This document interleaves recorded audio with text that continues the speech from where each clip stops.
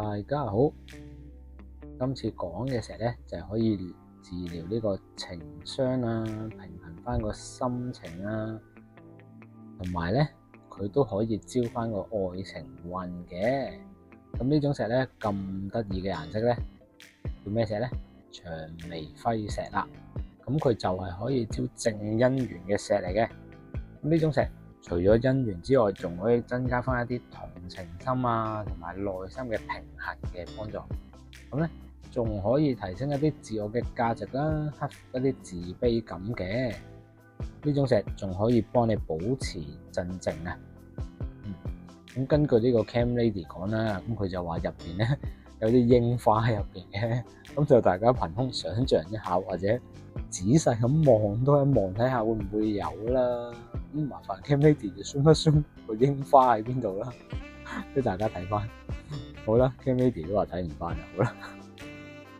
好，咁好啦，我哋而家望一望呢隻石嘅幾特別先啦，啲色嗱幾得意。好啦，我哋又度一度佢嘅 size 啦，9mm 到啦，9.14啊。好啦，循例啦，彈埋隻手俾大家望一望。上一手嗱，睇佢擺喺度咧，隻色就好似好奇怪嘅。咁上一手之外，其實又唔會特別話怪啦，其實幾舒服添，睇落去。嗱，好啦。今日介紹嘅呢條咧就係叫做薔薇輝石啦。咁呢種仲有啲玉化嘅特質喺度嘅，所以幾好噶。想知道更多嘅詳情咧，歡迎喺下邊留言區揾翻我哋嘅 IG 啦，咁就 DM 翻我哋。咁想占卜嘅都可以喺 IG DM 我哋預約時間嘅。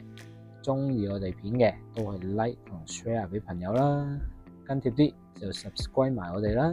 多謝大家，拜拜。